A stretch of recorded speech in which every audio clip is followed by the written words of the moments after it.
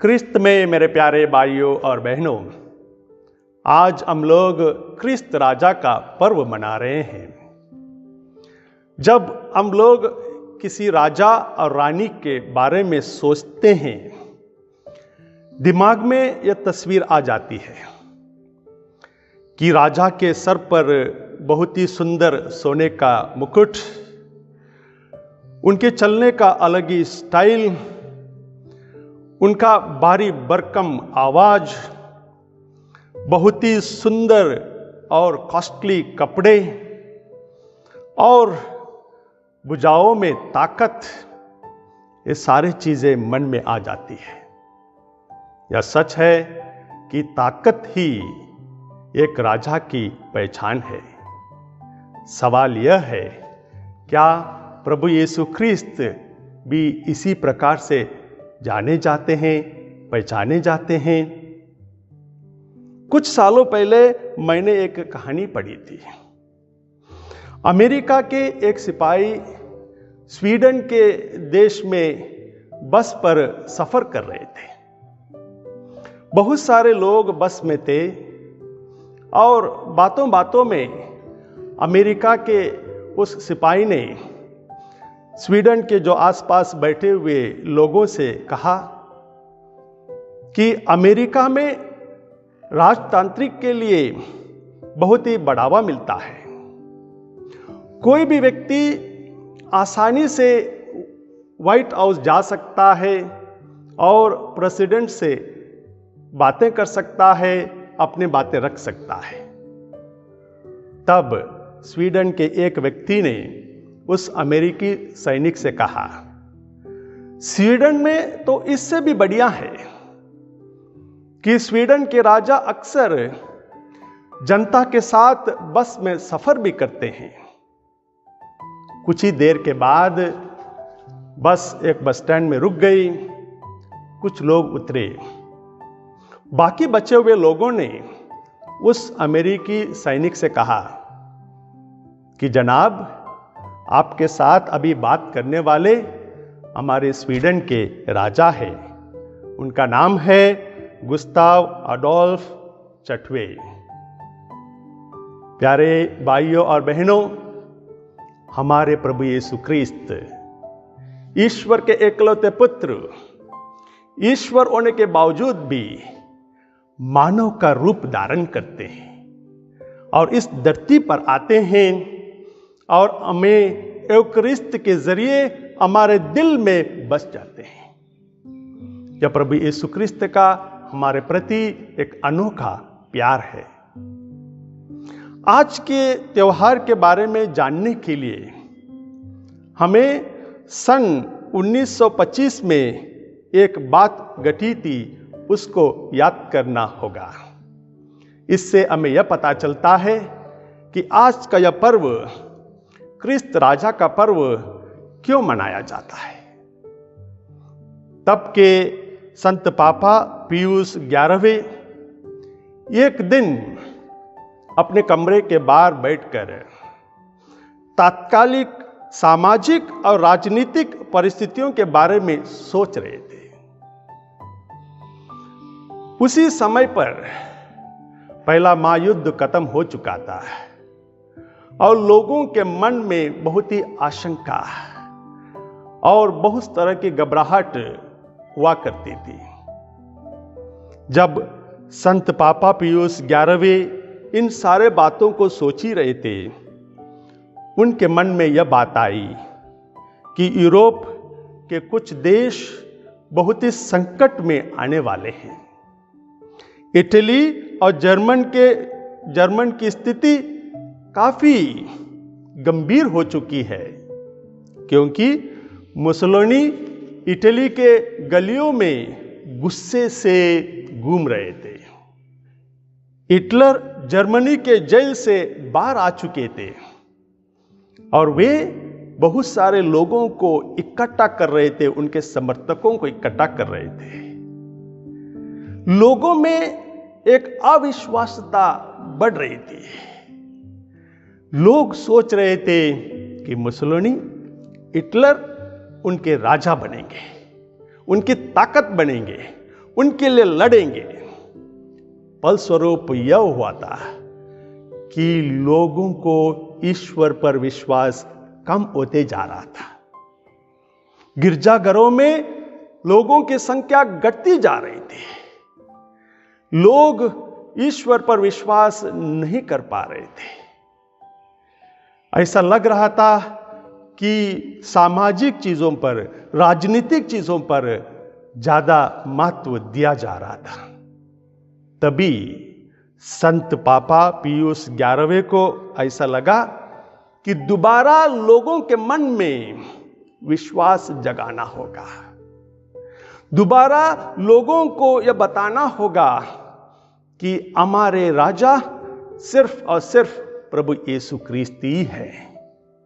लोगों को यह समझाना होगा कि मुसीबतों में, तकलीफों में सिर्फ और सिर्फ हम प्रभु यीशु में ही सब कुछ पा सकते हैं। इसलिए उन्होंने एक त्योहार की घोषणा की और उस त्योहार का नाम रखा ख्रीस्त राजा का पर्व। और आज हम लोग उसी राजा का पर्व मनाने के लिए यहाँ पर एकत्रित हुए हैं। और संत पापा पियूस 11वें ने लोगों को आश्वासन देते हुए कहा, हम सबको दोबारा प्रभु यीशु पर विश्वास करना होगा, वही हमारे राजा है। प्यारे भाइयों और बहनों, संत पापा पियूस 11वें का यह कहना कितना सच साबित हुआ है कि प्रभु यीशु ख्रीस्त राजा थे, राजा हैं और राजा रहेंगे। क्योंकि प्रभु यीशु ख्रीस्त के सामने झुकने के लिए बहुत बड़ी जनता नहीं थी। स्वयं प्रभु यीशु ख्रीस्त तौलिया पहनकर अपने शिष्यों के सामने झुककर उनका पैर धोते हैं। प्रभु यीशु ख्रीस्त के सामने बहुत बड़ा चुनौती भी थी कि उनके पास अपना ही बहुत बड़ा सैन्य समूह नहीं था। केवल 12 शिष्य थे। वे दुनिया के कोने कोने में जाकर प्रभु यीशु ख्रीस्त का सुसमाचार को सुनाते हैं। प्रभु यीशु कभी सिंहासन पर नहीं बैठे, परंतु वे यरूशलेम में प्रवेश करने के लिए गधे के बछड़े पर सवार हो जाते हैं। लोग होशाना का गीत गाते हैं। प्रभु यीशु कभी भी सोने का मुकुट नहीं पहने थे, परंतु यहूदियों ने, शास्त्रियों ने, महायाजकों ने, सब ने मिलकर उनके सर पर कांटों का मुकुट रखा था और कहा था, यहूदियों का राजा जय जयकार हो। प्यारे भाइयों तथा बहनों, प्रभु यीशु ख्रीस्त ने किसी की जान नहीं ली है, बल्कि जो कोई भी प्रभु के सानिध्य में आया था उनको उन्होंने जीवन दान दिया है, अंधों को दृष्टि दी है, लंगड़ों को चलने के लिए शक्ति दी है, बीमारों को ठीक किया है। प्रभु यीशु ख्रीस्त, प्यारे भाइयों तथा बहनों, पापियों को दंड नहीं देते हैं, बल्कि जिन्होंने पाप किया है उन्हें एक बार नहीं, 4 बार नहीं, बहुत बार क्षमा कर देते हैं। चुंगी इकट्ठा करने वालों को, समाज से दूर चले लोगों को, उनको वापस समाज में आने के लिए, ईश्वर पर विश्वास करने के लिए प्रभु यीशु ख्रीस्त उनकी मदद करते हैं। प्रभु यीशु ने किसी की भी बुराई नहीं की है, बल्कि प्रभु यीशु ख्रीस्त ने लोगों को यह पाठ सिखाया है कि एक दूसरे को क्षमा करो। उन्होंने उड़ापुत्र के दृष्टांत द्वारा लोगों को यह बताया है कि ईश्वर से दूर चले जाने से, परिवार से दूर चले जाने से अपने आप को ही नुकसान होता है और वापस आने पर सब कुछ खुशहाली में बदल जाता है। प्यारे भाइयों और बहनों, प्रभु यीशु ने किसी को भी जबरदस्ती से उनके अनुयायी नहीं बनाए, परंतु उन्होंने अपने शिक्षा द्वारा लोगों से कहा है, अगर तुम मेरा अनुसरण करना चाहते हो, अपना आत्मत्याग करो, अपना क्रूस उठाओ और मेरा अनुसरण करो। ख्रिस्त में प्यारे भाइयों और बहनों, ख्रिस्त राजा का पर्व सोने का मुकुट पहने राजा जैसे, राजमहल में रुकने वाले राजा जैसे और राज वस्त्र पहनने वाले से कोई मतलब नहीं रखता।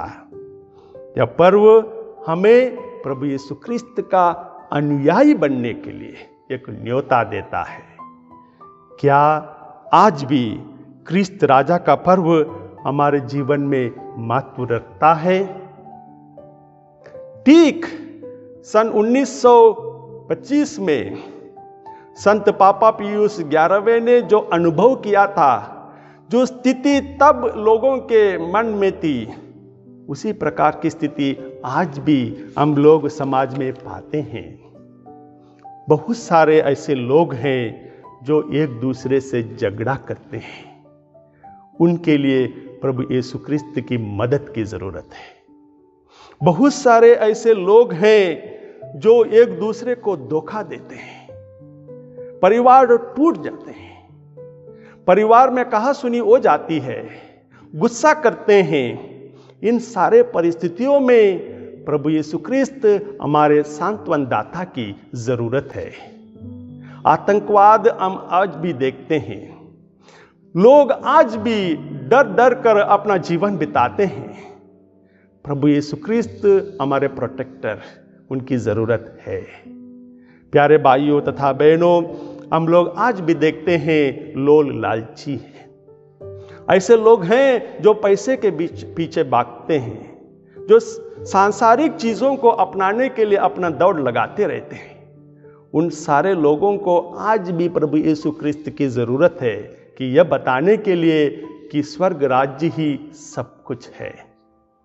प्यारे भाइयों और बहनों, ऐसा भी हो सकता है कि प्रभु यीशु ख्रिस्त हमारे राजा है, हमारे मुक्तिदाता है। हर इतवार के दिन हम मिसा पूजा में जाते हैं, माला विनती करते हैं, बाइबल पढ़ते हैं, फिर भी क्या हमारे जीवन में प्रभु के अलावा कोई छोटे छोटे और भी राजा हैं जिनको हम ज्यादा वक्त देते हैं, जिन पर हम निर्भर रहते हैं, जिनको ही हम लोग सब कुछ मानते हैं? जैसा कि मोबाइल, जैसा कि पैसे, जैसा कि हमारा पोजीशन, हमारी कुर्सी, जैसा कि हमारा चाबी, जिसके वजह से हम लोग प्रभु को कम महत्व देते हैं, सिर्फ समय पर ही प्रार्थना के लिए जाते हैं और राजा कहकर पुकारने लगते हैं। आज का पर्व हम क्रिस्तीय बंधुओं के लिए महत्वपूर्ण पर्व है।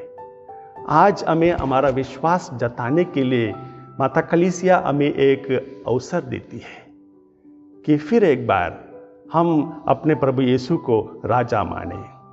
राजाधि राजेश्वर हमारा सब कुछ है, वो हमें संभालते हैं, वो हमें अपने स्वर्ग राज्य में ले जाने के लिए हमारी मदद करते हैं। आइए हम इस पर्व के दिन प्रभु यीशु को नमन करें। वही हमारे राजा है, वही हमारे मुक्तिदाता है।